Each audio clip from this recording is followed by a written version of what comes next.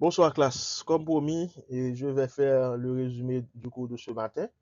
Et ce matin, beaucoup d'entre vous n'étaient pas présents malheureusement, mais je vais faire rapidement le résumé du cours de ce matin. Donc ce matin, on a vu la définition de l'économie. On a vu que l'économie vient du mot grec oikonomia, qui signifie étymologiquement gestion de la maison. Et gestion de la maison en deux mots, oikos, maison, et nomos, qui veut dire gérer, administrer. Donc, étymologiquement, le mot économie pourrait avoir le sens de administrer la maison. Ou encore, c'est l'art de bien administrer une maison et de gérer les bien-être d'une personne, puis, et par extension, un pays. Maintenant, on a vu aussi qu'il n'y avait pas plusieurs, comment dire, il n'y a pas une seule définition de l'économie. Donc, on a vu que l'économie est l'étude de rationalité des systèmes, économie planifiée, économie marché.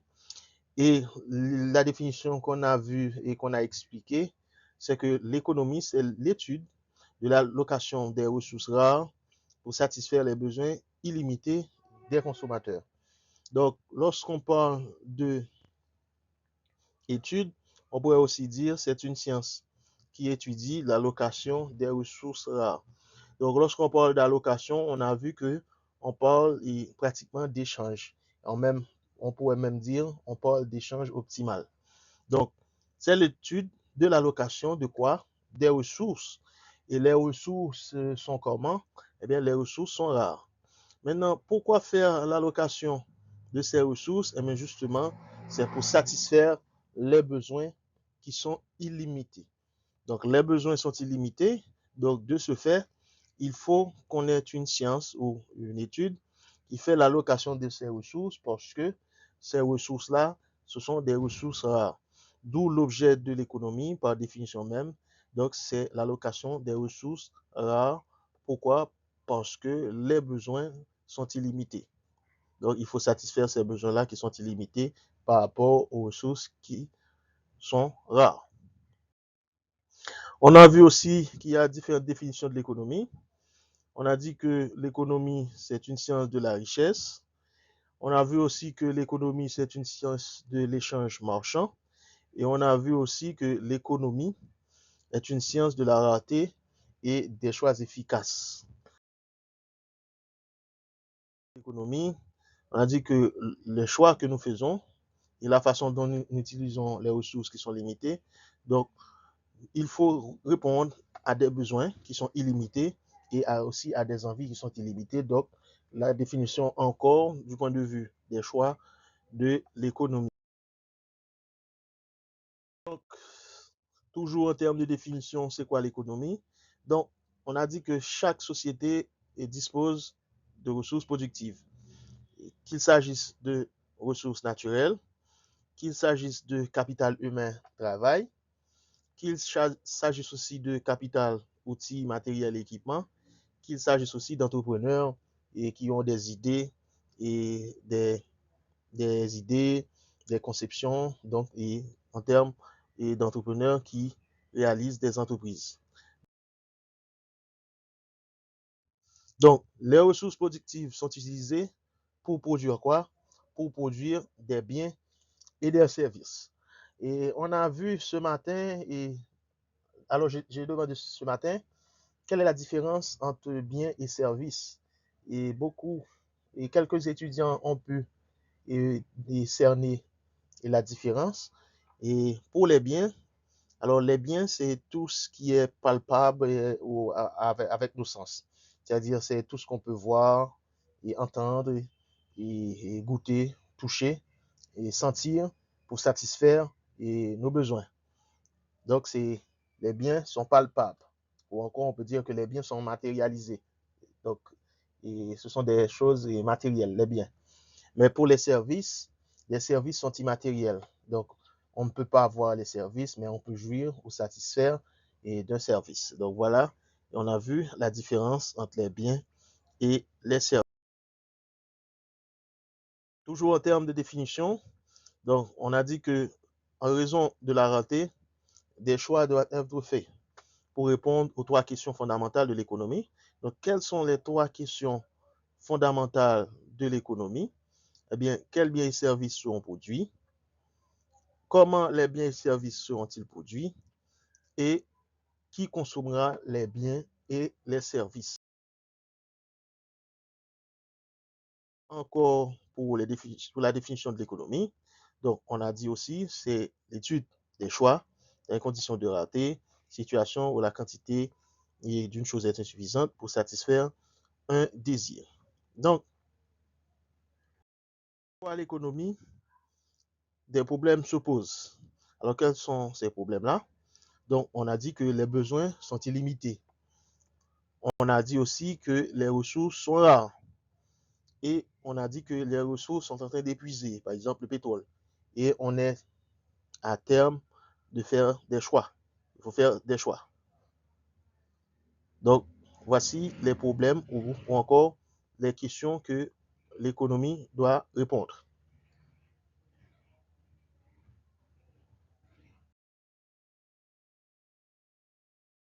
Qui a un problème fondamental? Oui, il y a un problème fondamental. Et c'est quoi? Face à la rareté, les besoins et les envies sont illimités. Mais les ressources de son côté sont limitées. Donc, voilà donc à la définition de l'économie. Maintenant, on parle de ressources et on a vu la définition de ressources. Donc, les ressources sont, c'est quoi? On dit que c'est les choses qu'on utilise pour fabriquer d'autres biens. Donc, les ressources, par définition, on dit ce sont les choses qu'on utilise pour fabriquer d'autres biens. Ça, c'est pour les ressources. Maintenant, voilà, donc on a les ressources et matérielles, les ressources humaines, donc pour fabriquer d'autres biens.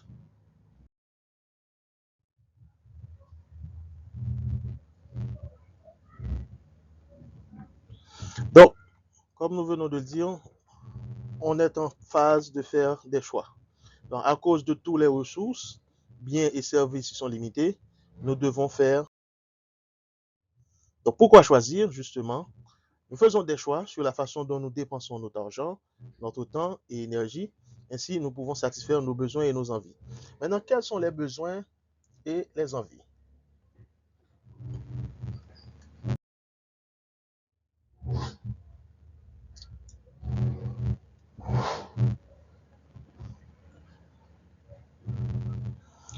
Les besoins, ce sont les choses essentielles qu'une personne nécessite pour survivre.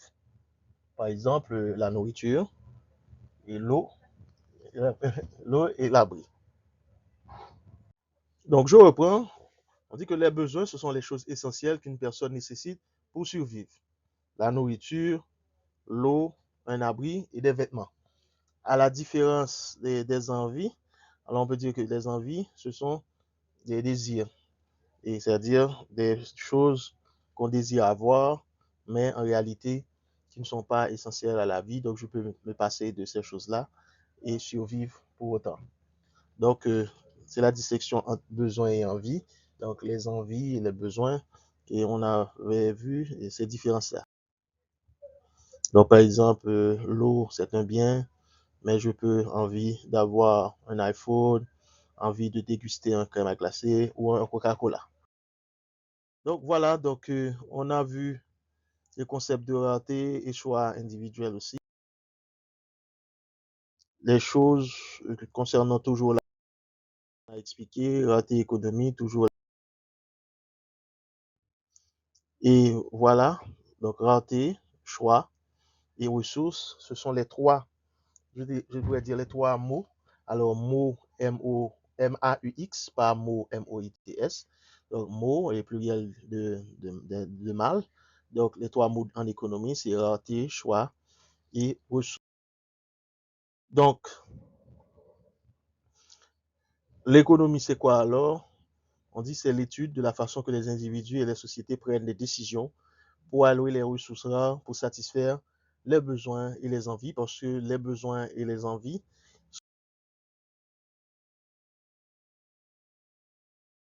Donc, l'économie pose 5 questions essentielles. Quoi produire? Combien produire? Comment produire? Pour qui produire? Et qui doivent prendre ces décisions. Donc, l'étude de l'économie, on dit souvent que l'économie se divise en différentes branches, notamment la macroéconomie et la microéconomie. Donc, on dit que d'abord, la microéconomie, c'est l'étude des comportements, des choix des unités économiques, comme les agents économiques.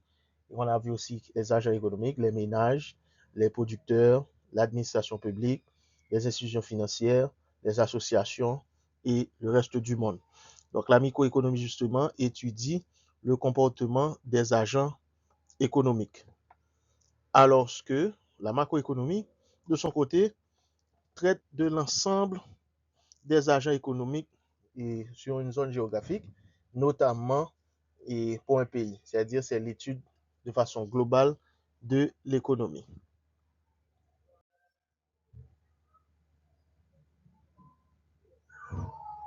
Donc, justement, en macroéconomie, et c'est l'étude dans son ensemble de tous les faits de description que dans son ensemble théorique, compréhension. Donc, la macroéconomie étudie la globalité de l'économie, alors que la microéconomie s'intéresse au niveau individuel, au contraire de... Donc, une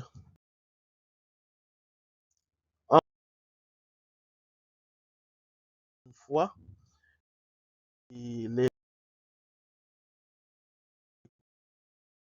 lundi,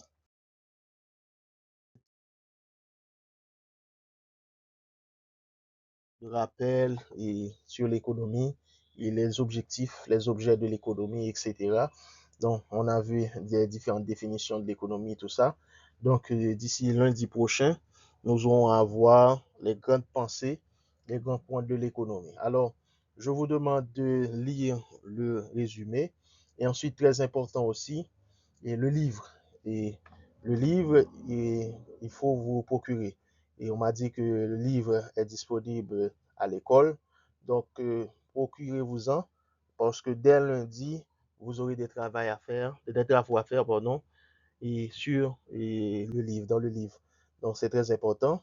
Donc, merci beaucoup. Et s'il y a des questions sur le groupe, et les questions seront les bienvenues.